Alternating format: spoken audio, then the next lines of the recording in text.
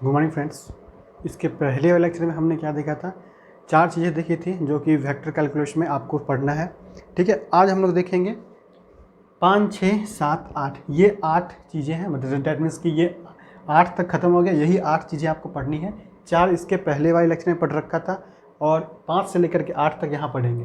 क्या क्या पढ़ना है एक बार देख लेते हैं। लाइन इंटीग्रल, जिसको हम लोग टेंजेंशियल लाइन इंटीग्रल कहते हैं। सरफेस इंटीग्रल, जिसको हम लोग Green theorem in a plane कहते हैं। उसके बाद स्टोक थ्योरम कहते हैं। स्टोक थ्योरम क्या होता है? ये होता है। गॉस डाइवर्जेंस थ्योरम क्या होता है? ये होता है। एक बार समझ लो, लाइन इंटीग्रल का मतलब होता है कि कोई भी एक कर्व्ड सरफेस या फिर आपको कोई एक सरफेस दिया हुआ है जो कि क्लोज्ड सरफेस है। ये 2D के अंदर आता है। इसमें सिर्फ एक्स वाई होगा, जेड नहीं होगा। तो वहाँ पे अगर आपको बोला जाता है कि एफ डॉट डी आर निकालिए या फिर लाइन इंटीग्रल निकालिए या टेंजेंशियल लाइन इंटीग्रल निकालिए, तो आपको क्या करना है? इंटीग्रेशन लगा देना है। फाई दिया रहेगा या फिर सी दिया रहेगा, इन दोनों का मतलब हो गया क्लोज्ड पाथ। और F dot d are, F कोई फंक्शन दिया रहेगा, क्योंकि डॉट लगाना है तो एफ आई जे के में फंक्शन दिया रहेगा। डी आर का मतलब क्या होता है समझ लो। जहाँ पर जो आर है ना, वो आर अभी हमने पढ़ा था इसके पहले वाले में, आई एक्स प्लस वाई जे प्लस जेड के, यही होता है।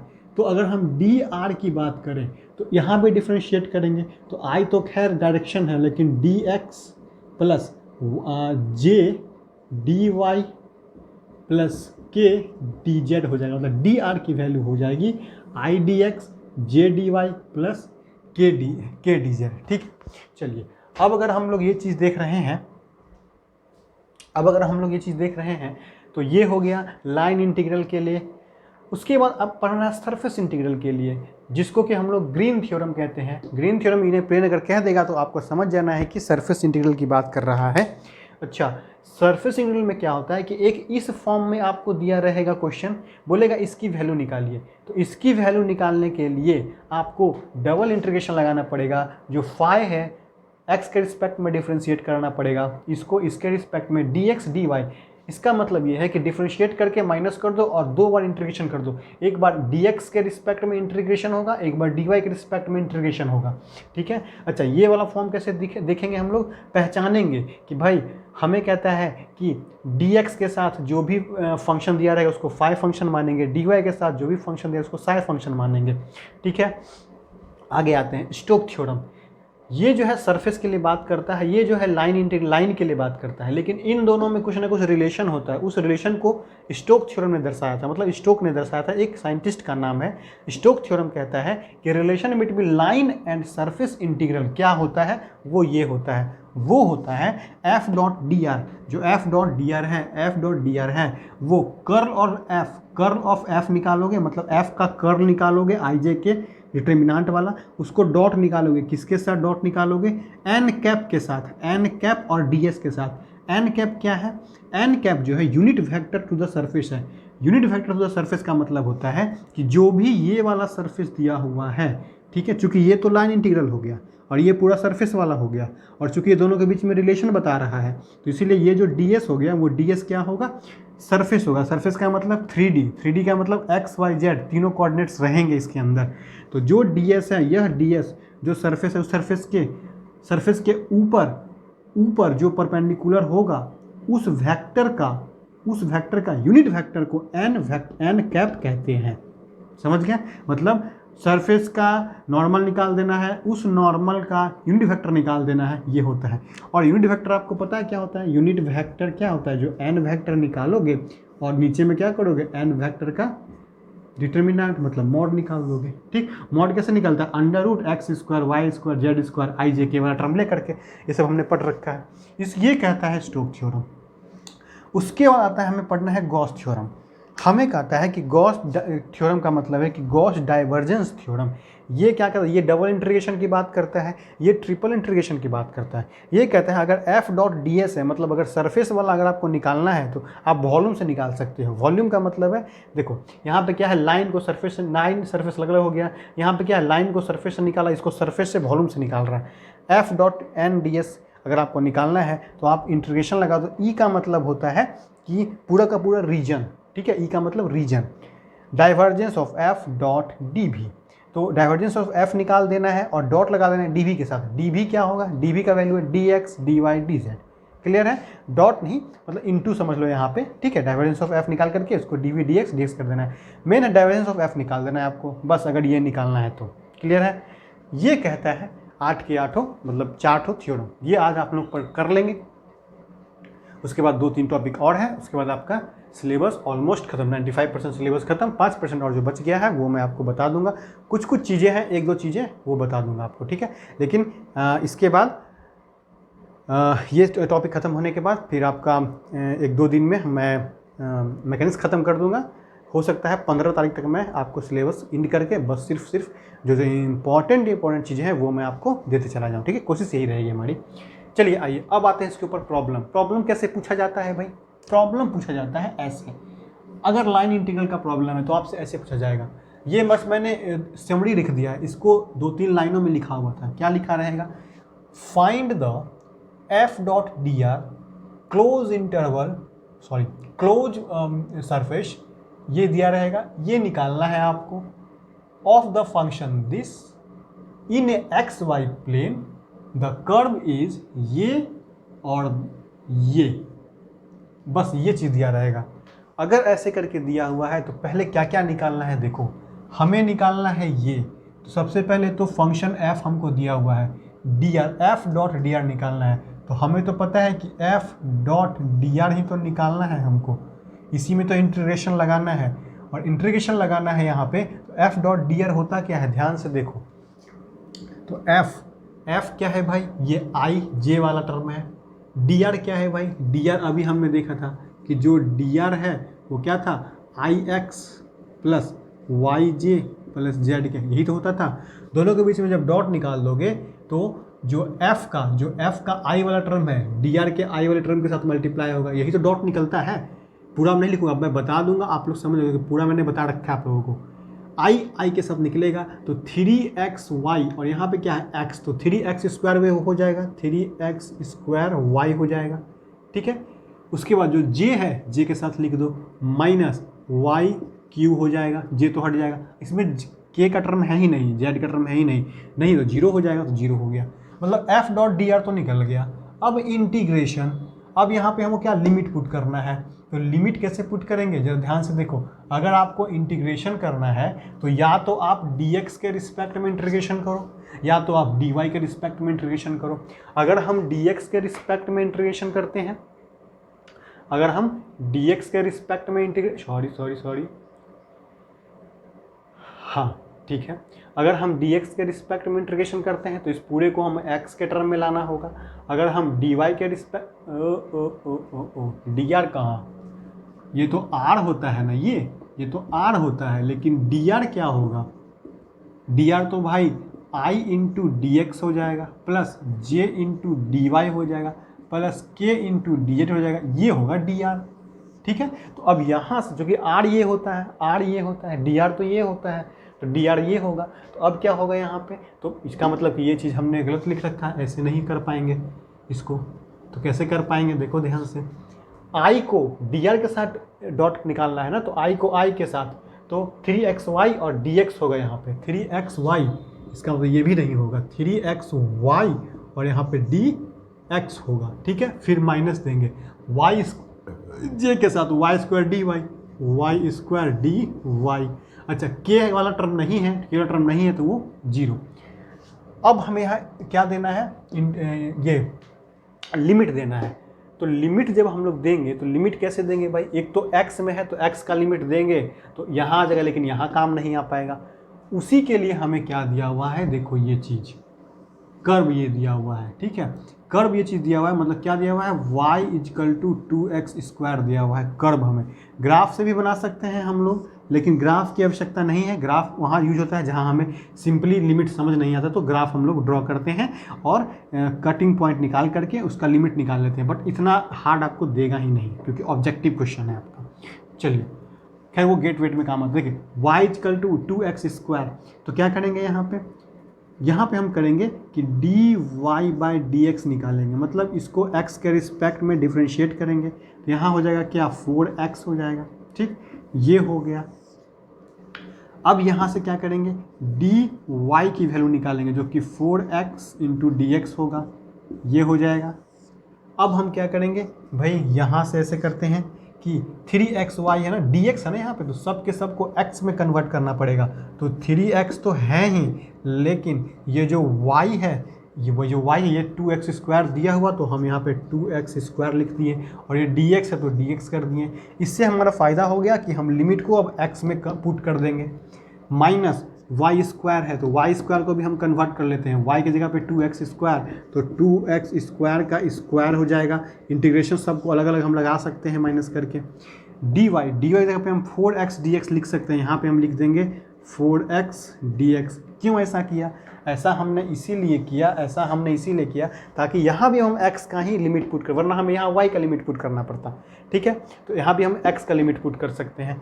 अब सबको एक बार सरिया लो, 3 दूनी 6, तो 6x का पावर क्यू dx माइनस यहाँ पे क्या हो जाएगा, ये 4 4 चौक 16, x का पावर 4 और एक x पावर 5 dx, यही होगा। अब लिमिट रहा पुट करना, x का लिमिट निकाल दो। x का लिमिट निकालने की आवश्यकता ही नहीं है, क्यों, क्योंकि देखो x जो है 0 से कहाँ तक वैरी कर रहा है, 1 तक वैरी कर रहा है। तो 0 से जब 1 तक वैरी कर रहा है तो सीधी सी बात है 0 से लेकर के 1 तक लगा देंगे हम। अच्छा एक बात और, कोई बच्चा कहेगा नहीं सर हम इसको y में कन्वर्ट करेंगे, मतलब यहाँ पे यहाँ dx यहाँ dy है ना, ये तो y इसका dy है ही, यहाँ पे हम dy लाएंगे। तो ठीक है, आप यहाँ से क्या करोगे, x के वैल्यू निकालोगे तो y/2 का अंडर रूट आएगा, यहाँ पुट करोगे, फिर उसको डिफ्रेंशिएट करोगे, फिर dx की वैल्यू यहाँ dy में पुट करोगे, वो और लफड़ा हो जाएगा, मतलब अंडर रूट वाला आ जाएगा। इसीलिए हम लोग आसान जो पड़ता है वही करते हैं। अगर आसान वो पड़ेगा तो वही करेंगे, आसान ये पड़ेगा तो यही करेंगे। जब y में इसको कन्वर्ट कर देंगे तो हम y का लिमिट लेंगे, y का लिमिट यहाँ से लेकर के 0 से लेकर के 2 लेंगे y का लिमिट। ठीक है, बस यही चीज़ हमें करना पड़ता है और कुछ नहीं। चलिए अब ये आसान हो गया, अब ये निकालना आसान हो गया। 6 है, इसको क्या करना, इंटीग्रेट ही तो करना है, तो 6 हो जाएगा इंटू x का पावर 3 था ना, तो एक पावर बढ़ता है नीचे पावर आता है। ठीक, और यही चीज़ आपका क्या हो जाएगा 0 से लेकर के 1 तक, माइनस ये तो 16 है, ये x का पावर 5 है, ये x का पावर 6 डिवाइड में 6 हो जाएगा, और यही लिमिट हो जाएगा 0 से 1 तक। इसको कैलकुलेट करो, ये 6 इंटू पहले 1 दो तो 1/4 हो जाएगा, और माइनस का 0 खत्म, यहाँ 16 हो गया, 1 दो 1/6 हो जाएगा, और माइनस का 0 दो 0 खत्म। इसको कैलकुलेट कर लो, कैलकुलेट करोगे तो ये आपका कटेगा, ये कितना 3 दूनी ये 3/2 आ गया, यहाँ से 3/2 आ गया, माइनस यहाँ पे कितना आ जाएगा, 2 से काटो 3, और ये 8/3 आ जाएगा, 8/3 आ जाएगा। इसको सॉल्व कर लो, सॉल्व करोगे तो ये क्या होगा, 3 3 9 और माइनस 8 दूनी 16, और नीचे में 3 दूनी 6, मतलब 9 7 7/6, वो भी माइनस में, तो -7/6 इसका आंसर हो जाएगा। किसका, ये जो हमें क्वेश्चन दिया हुआ था। क्लियर है, तो लाइन इंटीग्रल का क्वेश्चन रहेगा तो ऐसे बनेगा, ये हम लोगों ने समझ लिया। इसको नोट करो, बहुत सारा क्वेश्चन है जो मैं करवाऊँगा, प्रैक्टिस के लिए दूंगा। जो बच्चा सीरियस रहेगा इसको प्रैक्टिस करते चलाएगा, जो बच्चा अभी थक हार गया क्योंकि अभी पीक पॉइंट आ गया है, अब जो बच्चा जितना जोरों शोरों से लगेगा, जितना मैंने पढ़ा दिया ना उतना तुम करके चले जाओ, तुम्हारा रैंक नहीं आ गया तो फिर मुझे बोलना, बात समझे। बस जो चीज़ मैं, जो कुछ चीज़ें हैं जो मैं नहीं बताया हूँ आपको, क्यों, वो पढ़ने से कोई फ़ायदा ही नहीं है। ठीक है, हाँ अगर उससे क्वेश्चन पूछा जाता या हमें लगता कि वैसे क्वेश्चन पूछा जा रहा है, फालतू का समय उसके ऊपर व्यर्थ करने की, थ्योरी पढ़ के क्या करोगे, थ्योरी पढ़ने की कोई आवश्यकता नहीं। अब मैं बोलूँगा सर, एक बच्चा बोला सर इसका प्रूफ बता दीजिए, अरे गधा प्रूफ जान के क्या करेगा, है प्रूफ पढ़ना है ना, जो आप बुक, बहुत सारा बुक ले लो उठा के पढ़ लो, तुमको तो यही नहीं समझ में आएगा ये है क्या। ये बहुत शॉर्टकट और बेस्ट तरीके से मैं बता दे रहा हूँ आपको, बात समझे। क्वेश्चन देखोगे ये याद रहेगा तो प्रूफ जान के क्या करोगे। हाँ, सेमेस्टर का तुम थोड़ी ना मुझसे पढ़ रहे हो, सेमेस्टर के बैच में आके पढ़ना, वहाँ मैं प्रूफ इतनी अच्छे से बताऊंगा कि आपको प्रूफ बाकायदा याद हो जाएगा क्लास में। ठीक है, प्रूफ की आवश्यकता नहीं है, बस आपको क्वेश्चन करने से मतलब है, ऑब्जेक्टिव क्वेश्चन है। क्लियर है, चलिए इसको नोट कीजिए, उसके बाद नेक्स्ट क्वेश्चन करते हैं। हो गया, अब आइए नेक्स्ट क्वेश्चन के ऊपर आते हैं हम लोग।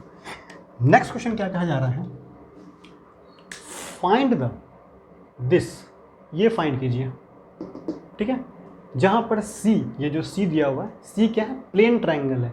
एक बात ध्यान में आ गया, प्लेन ट्राइंगल दिया हुआ, enclosed bye y = 0, x = π/2, y = 2x/π। ठीक है, प्लेन के ऊपर कोई ट्राइंगल बना हुआ बाय ग्रीन थ्योरम। हमें कहा ही जा रहा है कि बाय ग्रीन थ्योरम, जैसे ही ग्रीन थ्योरम की बात कर दी, या फिर आपको कह देगा बाय सरफेस इंटीग्रल, दो चीज़ें कह सकता है, या तो ग्रीन थ्योरम या बाय सरफेस इंटीग्रल। ठीक है, तो सरफेस इंटीग्रल कहे या ग्रीन थ्योरम कहे, हमको चुपचाप ये चीज़ ध्यान में रखना है। जैसे ही ये ध्यान में रखना है तो हमें देख लो, हमने उस समय बताया था कि ये और ये कहाँ से निकालोगे। क्वेश्चन अगर ऐसे दिया हुआ है, मतलब जो भी अगर फंक्शन है, मतलब आपको क्या है, इंटीग्रेशन ऑफ दिया हुआ क्या है, y minus sine x d x दिया हुआ है plus cos x d y दिया हुआ है। ध्यान से देखो, अगर इस टर्म में है, मतलब ये चीज़ दिया हुआ है, आपको बोलता है कि इसकी वैल्यू निकालिए, इसी की वैल्यू निकालिए। इसकी वैल्यू ऐसे निकलता है by the help of surface integral और ग्रीन थ्योरम, ऐसे निकलता है। तो ये हमको फाइंड आउट करना पड़ेगा, मतलब ये हमने फाइंड आउट कर लिया। तो ये फाइंड आउट करने के लिए हमें क्या चाहिए, फाई साई, क्योंकि फाई साई यहाँ पे यूज्ड है, तो फाई साई यूज करो। फाई साई कहाँ से, डी एक्स के बगल में जो रहता है उसी को तो फाई कहते हैं, डी वाई के बगल में जो रहता है उसी को साई कहते हैं। यहाँ देखो, डी एक्स के बगल में ये यही है, इसी को तो हम लोग फाई कहेंगे, मतलब फाई इज इक्वल टू हमें y minus sine of x दिया हुआ है। डी वाई के जगह में जो रहता है उसी को तो हम लोग क्या कहते हैं, साई कहते हैं, तो psi is equal to cos of x दिया हुआ है हमें, मतलब मेरे पास ये चीज़ गिवन है। ठीक, दूसरी बात, अगर dx dy इस फॉर्म में नहीं दिया रहेगा तो जिस तरह से हम लोग डिफरेंशियल इक्वेशन में देखते थे कि अलग अलग कर लिया करते थे, वहाँ यहाँ भी हम लोग क्या करेंगे, अलग अलग ही कर लिया करेंगे। और अलग अलग करने का मतलब ही ये होता है कि आपको अरेंज करना पड़ेगा। अरेंज करके dx को अलग कर लो, जो उसके साथ आएगा उसको फाई मान लो, dy को अलग कर लो अरेंज करके, जो उसके साथ आएगा उसको साई मान लो। यहाँ पे अरेंज करके दिया हुआ है तो हमें आसानी हो गया। दूसरा, अब अगर ये चीज़ हमें मिल गया फाई साई, तो हमें यही तो निकालना है। इसको निकालने के लिए हमें करना क्या है, इसको x के रिस्पेक्ट में डिफ्रेंशिएट करना है और इसको y के रिस्पेक्ट में डिफ्रेंशिएट करना है। मतलब जो ये साई है इसको हमें x के रिस्पेक्ट में डिफ्रेंशिएट करना है। तो देखो, x के रिस्पेक्ट में डिफ्रेंशिएट करोगे तो साई कॉस एक्स का डिफ्रेंशिएशन क्या होता है, साइन x, तो ये साइन x निकल गया। उसी तरह से ये जो साई है इसको हमें y के रिस्पेक्ट में डिफ्रेंशिएट करना है, क्योंकि del phi by del y ही हमें चाहिए। देखो, phi psi alpha beta gamma हम कुछ भी मान सकते हैं, बस एक फंक्शन के लिए हम मान रहे हैं, हाँ भाई फंक्शन ये है। चलिए, इसको y के रिस्पेक्ट में डिफ्रेंशिएट कीजिए, ये क्या हो जाएगा, y के रिस्पेक्ट में 1 x है, तो ये 1, ये तो 0 हो जाएगा, लेकिन तो यहाँ पे y होना चाहिए तभी तो डिफ्रेंशिएट होगा। साइन y है यहाँ पे, क्वेश्चन में यहाँ पे y है। ठीक है, चलिए आइए, 1 हो गया। साइन x का डिफ्रेंशिएशन क्या होता है, साइन x का डिफ्रेंशिएशन कॉस x होता है, तो माइनस का कॉस ऑफ x हो गया। यहाँ तक हमने कर लिया। अब क्या करना है, डबल इंटीग्रेशन लगाना है, लगा दिया। करना क्या है, देखो, दिस माइनस दिस करना है, मतलब फाई वाला माइनस, मतलब मैं इसको कहाँ करूँ, इसको अभी लगाने से पहले मैं इसको क्या कर लेता हूँ कि curly psi by curly x minus curly phi by curly y निकाल लेता हूँ। अगर मैं ये निकालने जा रहा हूँ तो करली फाई ये है साइन एक्स माइनस ये वाला करना पड़ेगा हमको, माइनस 1 माइनस कॉस एक्स, यही करना पड़ेगा। ठीक है, अच्छा, क्वेश्चन में कुछ मिसप्रिंट है क्या, अच्छा x ही दिया हुआ है इसलिए तो सोच रहे हैं। हाँ, जो क्वेश्चन है सही था बाबू, यहाँ पे x होगा। ठीक है, यहाँ x ही दिया हुआ है, तो यहाँ पे x ही दिया हुआ है, तो यहाँ पे साइन x ना हो करके क्या हो जाएगा, देखो यहाँ पे साइन x ही दिया हुआ है, तो y के रिस्पेक्ट में डिफ्रेंशिएट करेंगे तो ये क्या हो जाएगा, y के रिस्पेक्ट में इसको ये 0 हो जाएगा, सिर्फ 1 बचेगा। अब दिस माइनस दिस करेंगे तो साइन माइनस 1 हो जाएगा, साइन माइनस 1, ये सब नहीं रहेगा, मतलब सिर्फ और सिर्फ क्या रहेगा, साइन माइनस 1। ये क्या है, ये ध्यान से देखो, ये क्या है, ये इसका वैल्यू है, ये इसका वैल्यू है, बात समझे। अब ध्यान से देखना, ये चीज़ बहुत कंफ्यूजिंग वाला चीज़ है, अगर ध्यान से आराम से अगर आप देख लोगे ना तो आपको बिल्कुल कन्फ्यूजन नहीं होगा। ठीक है, मेरे कहने का मतलब ये है कि मैं इसको इतने आराम से बात बता रहा हूँ, एकदम हर एक टर्म को तोड़ करके। ठीक है, आप आराम से देखो, सब समझ में आएगा। 2 बार प्रैक्टिस कर लोगे हो जाएगा। पहले जो मैं क्लास में किया हूँ वो उसको प्रैक्टिस करना 3-4 बार, क्वेश्चन समझ में आ जाएगा कैसे कैसे डील होता है। उसके बाद जो मैं प्रैक्टिस सेट दूंगा तो उसको आपको करना है, ठीक है। चलिए आइए, अब ये चीज़ हमें मिल गया। अब हमें क्या निकालना है, इंटीग्रेशन, डबल इंटीग्रेशन। इसी के लिए तो लिखना है यहाँ पे साइन एक्स, नहीं तो लिखना है साइन एक्स माइनस का 1।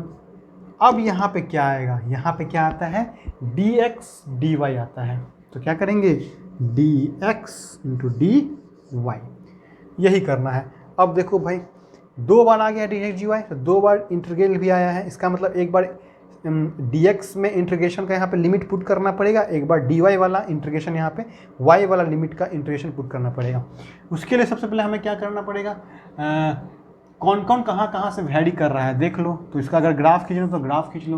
देखो y इक्वल टू एक्स का ग्राफ ऐसे होता है, ठीक। लेकिन y इक्वल टू एक्स, देखो एक ग्राफ में बता देता हूँ, y इक्वल टू एक्स अगर आप ग्राफ खींच रहे हो ना, और y इक्वल टू कोई भी कांस्टेंट के साथ x का ग्राफ खींचोगे, या तो ग्राफ थोड़ा सा इधर आता है या थोड़ा सा ग्राफ झुकता है, ठीक। लेकिन मेन यही रहता है ग्राफ। थोड़ा सा ग्राफ हमेशा झुका दिए, 45 पे नहीं होगा। ये हो गया आपको y इक्वल टू एक्स नहीं 2x 2/πx, ये तो कांस्टेंट है। कांस्टेंट के साथ x का टर्म थोड़ा सा ऐसे होगा, चाहे थोड़ा सा ऐसे होगा, नेगेटिव होगा तो ऐसे हो जाएगा, पॉजिटिव होगा तो झुक जाएगा। यही बात करना है और कुछ नहीं। ये हो गया ग्राफ। फिर कहता है y इक्वल टू 0, तो y इक्वल टू 0 तो यही हो गया आपका y इक्वल टू 0। फिर कहता है x इक्वल टू π/2, तो x इक्वल टू π/2 यहाँ पे अगर आएगा तो ग्राफ ऐसे खींचेगा। ये हो गया x इक्वल टू π/2। अब जरा देखो, लिमिट की बात कर रहे हैं। अब अगर हम लिमिट की बात करेंगे तो x का लिमिट की बात करेंगे। x का लिमिट देखो, ये तो 0 0 है। x का लिमिट 0 से कहाँ तक जाएगा, π/2 तक जाएगा। तो x का लिमिट 0 से π/2 तक जाएगा। लेकिन y का लिमिट कहाँ से कहाँ तक जाएगा, y का लिमिट 0 से लेकर के कहाँ तक जाएगा, ऊपर। ऊपर मतलब ये देखो, रीजन यही बन रहा है ना। x का लिमिट यहाँ से यहाँ, y का लिमिट यहाँ से यहाँ, यहाँ से मतलब y का लिमिट 0 से लेकर के 2x/π तक, 0 से लेकर के 2x/π तक, ठीक। तो x का लिमिट अगर हम पुट करेंगे तो 0 से π/2 तक, y का लिमिट पुट करेंगे 0 से 2x/π तक। यही करना है आपको और कुछ नहीं करना है, ठीक है। चलिए आइए, ये चीज़ तो हम देख लिए आराम से, ठीक। अब ये आपको क्या है, x का है, ये x का है लिमिट, x का लिमिट यहाँ से यहाँ तक, ये y का लिमिट है, y का लिमिट यहाँ से लेकर के y इक्वल टू यहाँ तक, ठीक। अब इसको पहले नोट करो आराम से, उसके बाद ये ऊपर मिटाएंगे, तब ऊपर से हम लोग कार्यक्रम स्टार्ट करेंगे। जल्दी नोट करो।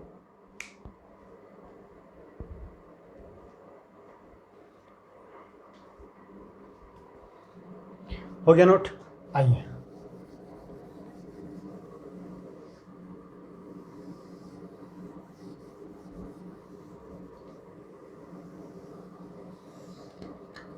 अब ये सब तो आपको समझ आएंगे क्या था, मेन मुद्दा यहाँ से है।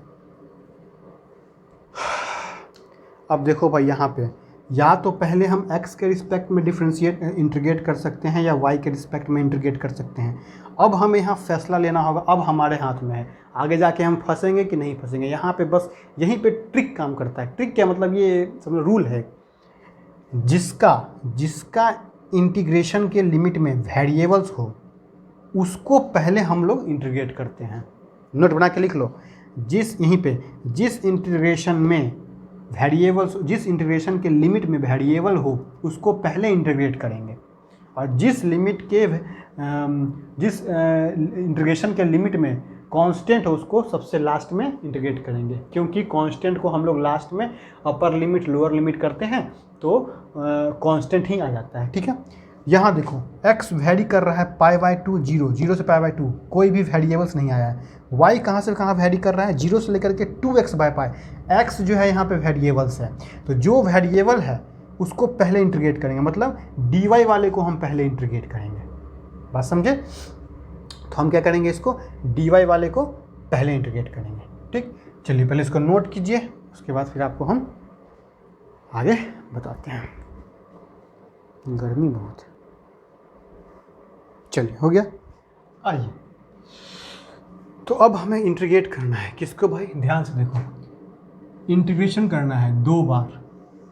तो पहला तो x इजिकल टू 0 से लेकर के x की वैल्यू π/2 तक जा रही है, और यहाँ पर y की वैल्यू 0 से लेकर के y की वैल्यू 2x/π तक जा रही है, और हमें इंटीग्रेट करना है इसको।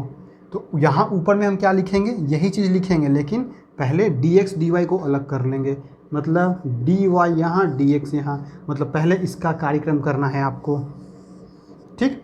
क्यों किया, क्योंकि x जो है वेरिएबल, इसलिए पहले इसका इंटीग्रेट करेंगे।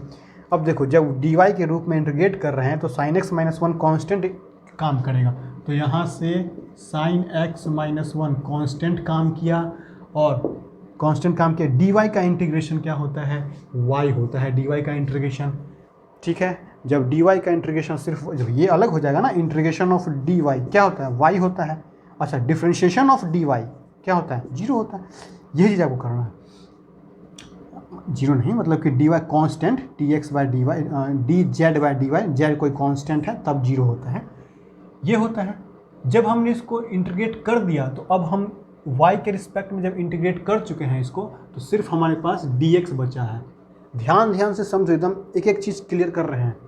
जब ये चीज़ बचा है इसका मतलब है कि अब ये चीज़ इंटीग्रेशन वाला काम हो चुका है, और ये काम हो करके अब ये लिमिट बन जाएगा। क्यों, लिमिट तो यहाँ पे है, ये था, क्या था, y इजिकल टू 0 से लेकर के y इजिकल टू 2x/π।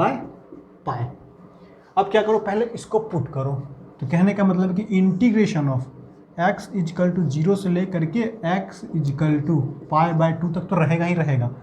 अब यहाँ पे पुट करो, जब हम y की वैल्यू 2x/π पुट करेंगे, y के जगह पे 2x/π पुट करेंगे, ये तो कौन सी, इसमें तो कुछ पुट ही नहीं होगा, तो ये तो sin x - 1 अलग से ही रह जाएगा। पुट होगा किस में, इसमें। पहले ये पुट करो, ये पुट करोगे तो 2x/π पुट होगा, फिर माइनस का फिर 0 पुट होगा, तो 0 ही हो गया। अब ये dx हो गया। अब देखो यहाँ से हमारे पास क्या हो गया कि जब इसको मैं मिटा देता हूँ, ठीक है, क्योंकि आगे नीचे आना है हमें। चलिए, इसके बाद क्या करना है, इन दोनों को मल्टीप्लाई। ध्यान से देखो मैं क्या कर रहा हूँ, मैं यहीं पर ऐसे कर रहा हूँ 2/π, चूँकि ये माइनस का 0 है तो हम इसको हटा ले सकते हैं।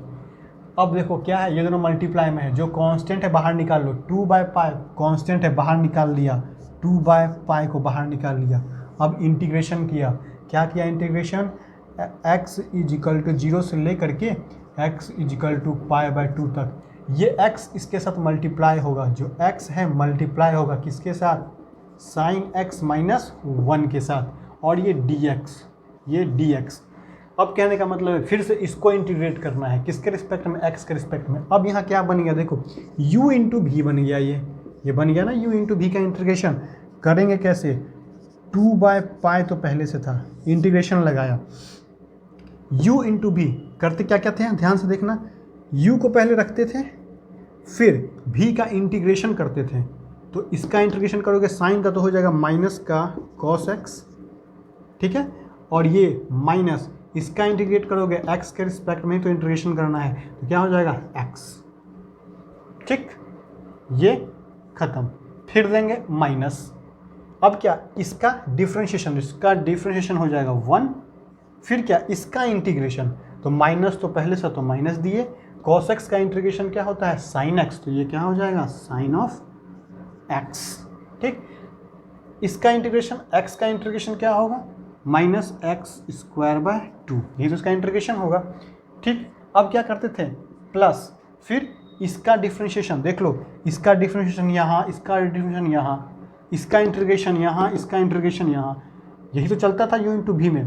तो इसका जब डिफ्रेंशिएशन करोगे तो ये हो जाएगा आपको 0, और 0 इंटू समथिंग 0, तो इसके बाद हमें लिखने की आवश्यकता नहीं है। ये इंटीग्रेशन हमारा हो गया। जब ये इंटीग्रेशन हमारा हो गया तो क्या हुआ, अब ये इंटीग्रेशन ही हो गया, तो अब तो हमको इसकी लिमिट पुट कर देना पड़ेगा, कहाँ, 0 से लेकर के π/2 तक।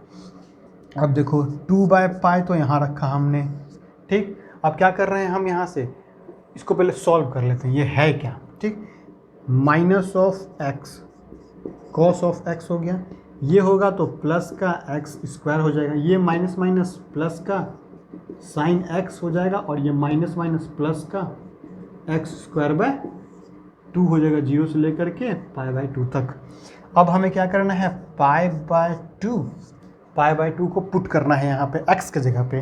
तो x की जगह पे π/2 पुट कर, देखो हम क्या कर रहे हैं, पहले हम x की जगह पे सब में π/2 पुट कर रहे हैं, तो यहाँ लिखेंगे, फिर माइनस देके सब में 0 पुट करेंगे तो यहाँ लिखेंगे, जब π/2 पुट करेंगे तो यहाँ π/2 यहाँ π/2, cos π/2 कितना होता है 0, तो ये हो गया ये 0, प्लस π/2 पुट किया तो π²/4 हो गया, π/2 पुट करो तो π²/4 होगा, sin x प्लस π/2 1, फिर माइनस यहाँ क्या पुट करोगे π/2, तो π/2 पुट करोगे तो π²/4 और नीचे 2 है तो 8, π²/8। क्लियर है। अब यहाँ क्या 0 पुट करेंगे, ये x 0 पुट किया, ये 0, ये 0 पुट किया 0, साइन 0 0, ये 0 सब 0 हो गया, ये यहाँ आ गया, मतलब वैल्यू आपकी ये आ गई। ठीक है, अब चलो, अब ये नोट कर लो जल्दी, हो गया नोट। ऊपर दिख रहा है जी, तेरा ऊपर नहीं दिख रहा है, रुको मैं दिखाता हूँ ऊपर तुमको, ये लो, अब ऊपर दिख गया होगा। अब उसको स्क्रीनशॉट ले लो, चाहे यहीं पे वीडियो पॉज कर लो और उसको नोट कर लो। अब फिर से नीचे आ रहा है, ये उधर दिख रहा है, चलो हो गया। आइए,